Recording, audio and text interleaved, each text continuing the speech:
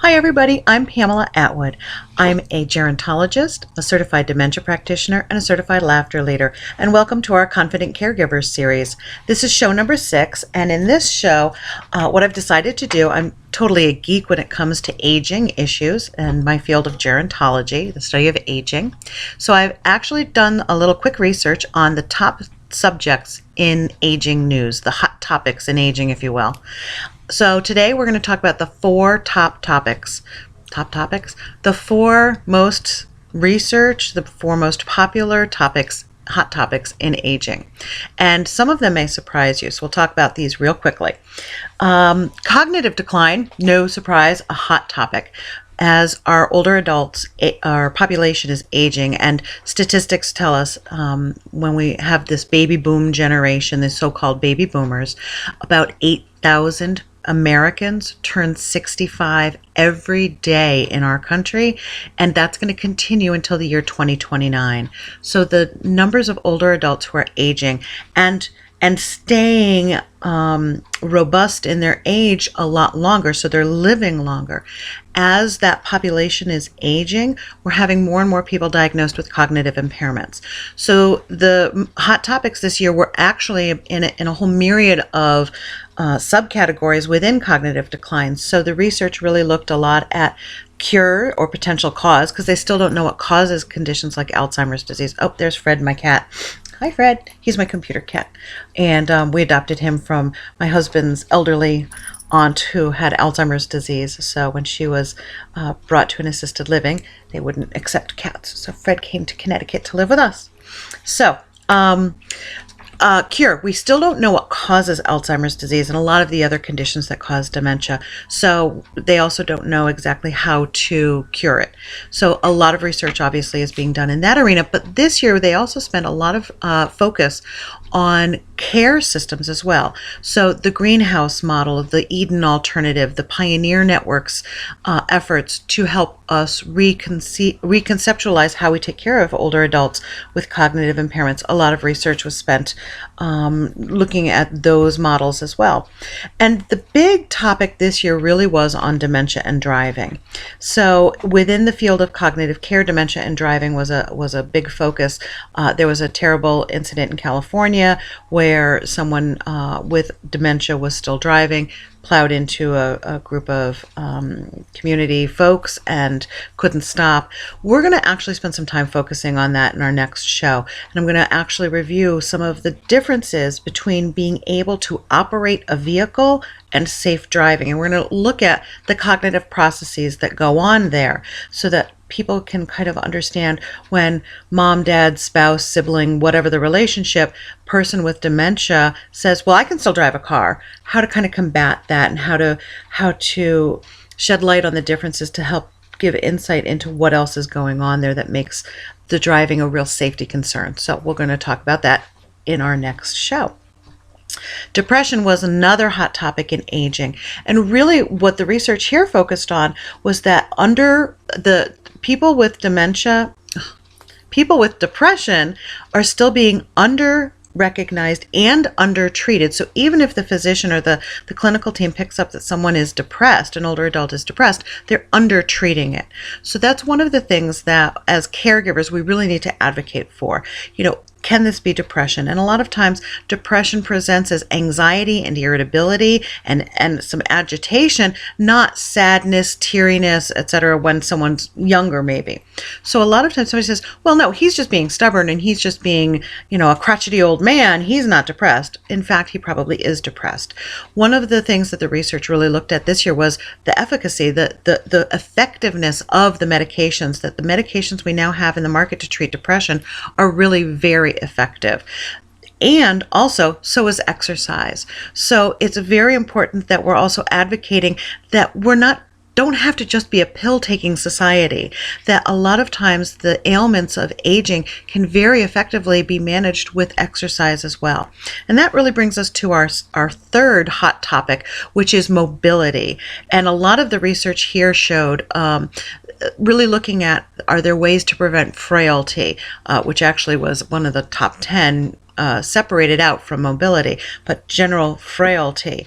And one of the things that the research showed this year was that habitual walking actually does decrease the risk of frailty in older adults. So actually what they found is that people who walk every day, or people who habitually walk, they had more independence, more years before they were physically disabled in aging or in their older adult years. So walking, it doesn't have to be going to a gym. It doesn't have to be doing Zumba. It doesn't have to be, a spinning class. It can just be walking. Walk at the mall, walk at a gym. If you are on Medicare and you have a Silver Sneakers program at your local gym facility, you can join for free.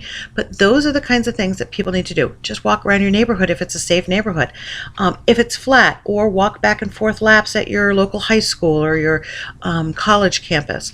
Look for resources to do that. If you're walking with your pet, even better. I actually saw a bumper sticker once that says, if your dog is overweight, you're not getting enough exercise. I thought that was great. And yes, my dog is overweight, but we're working on that. The fourth one that I really wanted to focus on today is something that we talked about in my Parkinson's support group yesterday. I facilitate a support group for the American Parkinson's Disease Association. I'm actually president of the board of directors for the Connecticut chapter this year, and I love working with the APDA. And one of the things that we were talking about yesterday in our support group was nutrition and hydration. And the research in the hot topics in aging this year, number 4 in the top 4 was nutrition.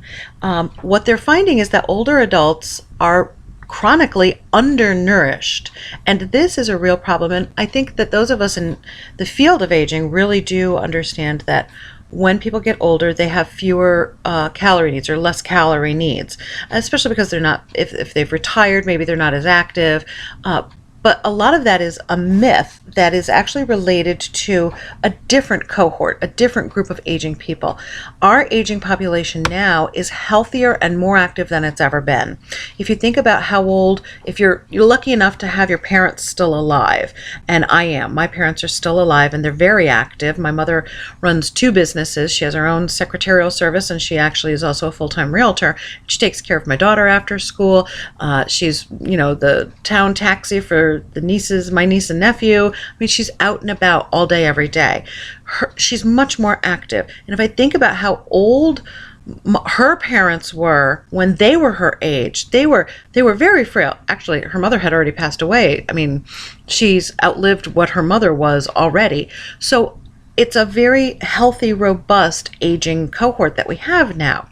So as people's lives start to slow down, or especially if they've lost their spouse, or if they're living alone for many years, they're probably cooking for 1 or even cooking for 2. They're not cooking the meals the way they used to when they had families. This has resulted in an aging population that is very undernourished. So we need to work on that as confident caregivers. We need to go to classes. We need to find information, and maybe I'll even do some information here. I'll bring in one of my friends who's a dietitian, and we can talk about what are some of the easy ways that people can boost healthy eating without feeling like they have to cook a lot or have to have a big meal. But the other thing that I really wanted to focus on, and this we focused a lot on in our Parkinson's group yesterday, is hydration. We're also way underhydrated. So last night I came home and I did a little bit better drinking, and I'm looking down at my skin. So the way to tell if you're dehydrated, a very simple way, is to look at what we call skin turgor. So if you flatten your hand, let me see if I can get this on the camera here, and gently, with 2 fingers, just gently pull up on the skin, it should go right back down. Now this doesn't necessarily have anything to do with the thinness of your skin. So older adults, they tend to have less fat here, less cushion under their skin, so their skin is a little thinner, and that's normal with age. But if it tents, this is what we call it, it tents, T-E-N-T-S, like a camping tent. If your skin tents and doesn't go back down quickly, you're underhydrated. So I can tell actually right now, I'm still a little underhydrated. I was really underhydrated yesterday, so I came home, had some soup, had a lot of water. One of the things that a lot of folks do is they tend to just have their coffee or their tea. What we recommend, and what aging professionals and nutritionists and dietitians tell us, is that we need 6-8 ounces glasses of water every day minimum.